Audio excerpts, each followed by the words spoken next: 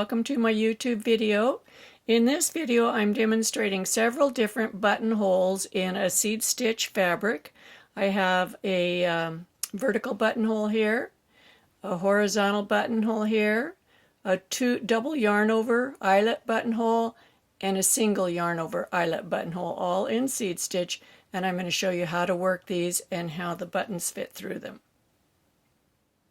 Okay, so we're going to start out with the first of our eyelet buttonholes. So I'm going to work in pattern over to the position of the buttonhole. This is in seed stitch, so I'm just going to work in seed stitch pattern over to the buttonhole position. And then I'm going to look at my situation here. So I'm going to do a yarn over, that's the given, it's a yarn over or eyelet buttonhole. And in order to maintain my stitch count, then I need to get rid of this stitch. And so I'm going to work it together with this one as a knit two together, because this would be a knit stitch to maintain the seed stitch, right? So we're going to do a yarn over and a knit two together. Then when we come back to that yarn over, we'll work it in pattern and we will maintain, see we've got knit, purl, knit right here, or what would have been a purl if we didn't have a yarn over. We'll just maintain our pattern. The next one is going to be a purl, a knit, a purl, a knit, just staying in the seed stitch pattern. Now our next buttonhole is going to be a double yarn over buttonhole to make a slightly larger eyelet, and we're going to put it right here. So that means we also need to get rid of these two stitches. We want to maintain this stitch in pattern and this stitch in pattern, but at the same time decrease these two away, and then we'll have a double yarn over right in here. So this one should be a purl because it's a knit right now, so we're going to do a purl two together to get rid of that second stitch, then the double yarn over, and then this should be a knit because it's a purl now, so we'll do a knit two together. Then when we come back on the next row, we will work this from the other side. This will be a knit, purl, and it should be right back in pattern. Now, so that's the double yarn over, and we won't be able to see it until the next row. So let's work over to the position of our next yarn buttonhole, which is going to be a one row horizontal button row, and we're going to work it over. It's going to encompass these 5 stitches, but we're going to decrease these 3 stitches here. They're going to be bound off, so we'll bind off 3 stitches. So we're going to work this one in pattern. We bring the yarn forward. Now I want my stitches to be bound off very tightly. I want a nice tight, tidy buttonhole. So I'm going to slip this from the left needle to the right by purling, bringing it through the back loop, as if purling through the back loop, but I'm just slipping it over to the right needle. Take the yarn to the back. Then I'm going to slip this next stitch from the back, and I'm going to bind that one off. So we've bound off 1. I'm slipping the next stitch from the back,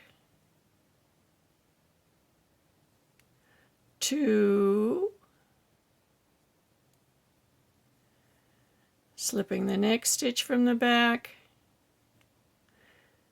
3. So that gives me a nice tidy bind off. Now that last one I'm putting back on the left needle. So we've got this nice, very tidy bind off. Then we turn our work and take the yarn back to the back side, the other side of the needle, and we're going to use the cable cast on to cast on 4 stitches. The cable cast on is the tightest of all the cast ons and is perfect for buttonholes. So you go between the previous 2 stitches right in the middle, pull the yarn through, and put it on the left needle. Now you can put it on this way or you can put it on this way, it doesn't matter, Whichever way you put it on, though, just be consistent. I'm going to put it on this way. Then you're going to go between this stitch that's new and this stitch and go between the two. Pull another loop through. And cable cast on can be very tight, so it can be difficult to pull these loops through. Put it on the needle, same way you did before, whichever way you chose. That's 2. 1 for each one that we bound off, plus 1 extra. So we've got 2, we need 2 more. It's very tight. That's okay.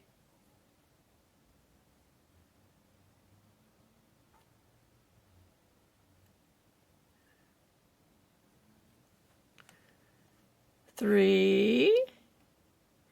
1 more.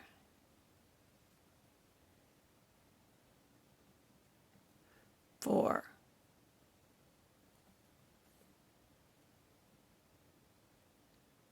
Turn our work again. And then we're going to, that last stitch that was the bind off one right here, we're going to slip it back to this needle, slide the last cast on stitch over it and off. This is what closes the buttonhole.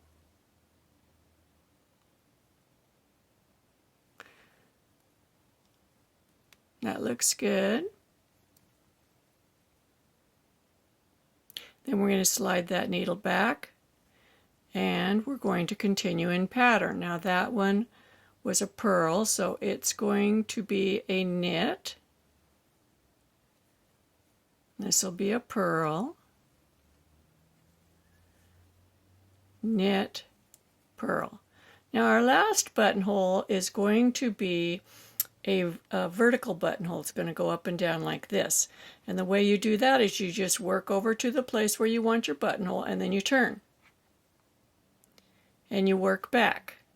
Now I'm going to be working back across this entire swatch. For one row you can watch because you can see how the other buttonholes are going to turn out. Here we are at our 1 row horizontal buttonhole.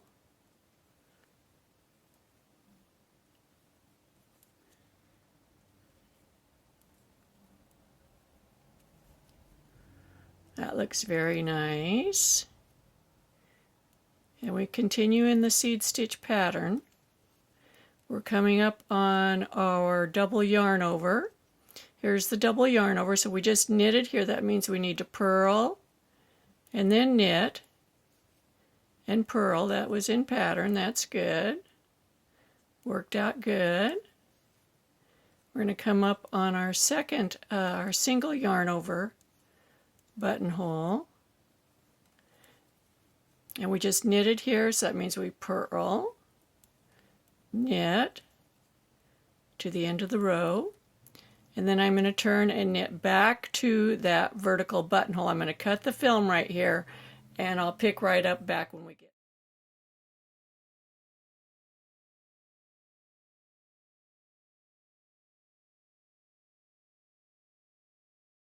And we're going to go back to this side. We can see now that this side over here is a lot taller than this side. See that? So we need to build this side up. So I've got a second piece of yarn, and I'm going to start right here where we left off and knit to the end, and I'm going to build up 3 rows here. That's 1.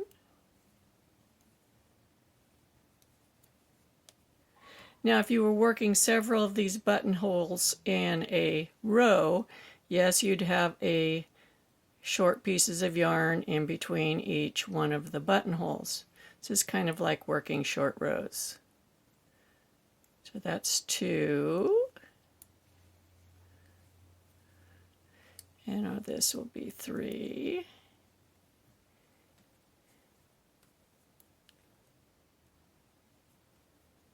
One. Let's see here.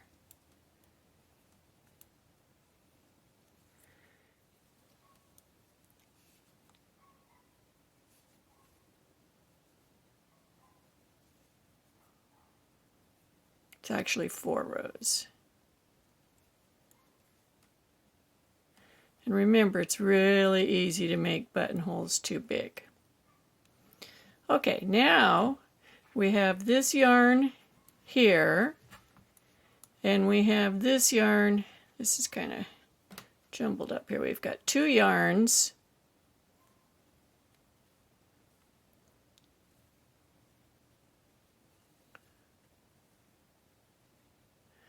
We've got this yarn that's coming from this side. It started here and it ended here. We have this yarn ending here. So we're going to drop these 2 and we're just going to continue across the top of the work in pattern. So this was a purl. This needs to be a knit.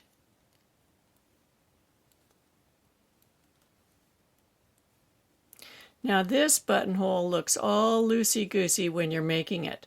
It tightens up in the finishing portion, which I will show you.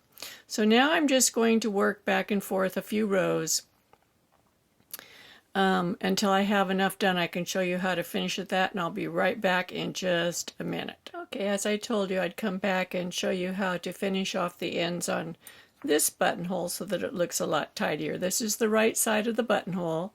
This is the wrong side, and this is where we're going to finish off the ends. And I'm going to zoom in real close here so you can see what I'm doing. So we'll start with this end right here. We're going to thread it onto a tapestry needle.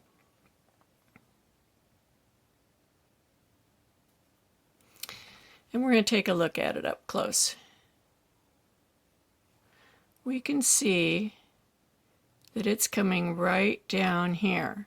So what we're going to do is we're going to bring it across here, and we're going to weave it up through these stitches on this side. And we're just going to do a little faux duplicate stitch.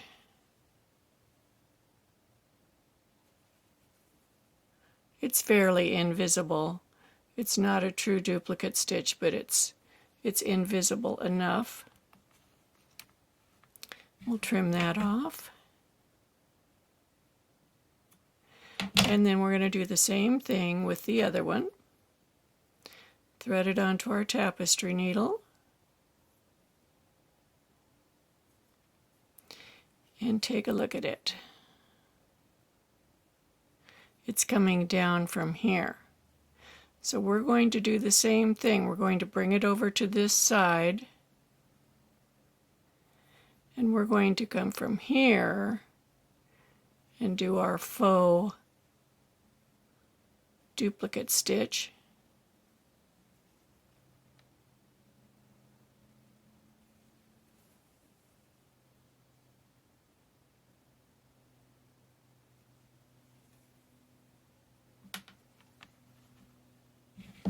And then we'll take a look at it. I also have buttons. So that's the wrong side.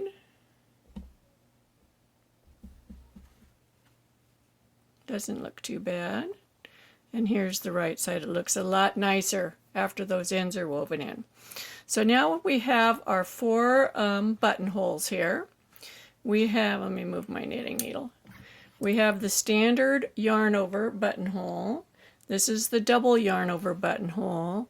This is a horizontal buttonhole, and this is a vertical buttonhole. So I have 3 buttons here. This is a 3/4, a 3/4, a 7/8, and a 1 inch. So let's see if this goes through the yarn over buttonhole. Goes through very easily. Goes through the double yarn over. Goes through the horizontal. Goes through the vertical. Now these 2, you can't do too much to adjust their sizes, but obviously they're big enough. These 2 buttonholes, you can make them larger or smaller easily. They're customizable by depending on how many stitches you bind off or how many rows you do. So let's try the 7/8 button. Goes through the yarn over.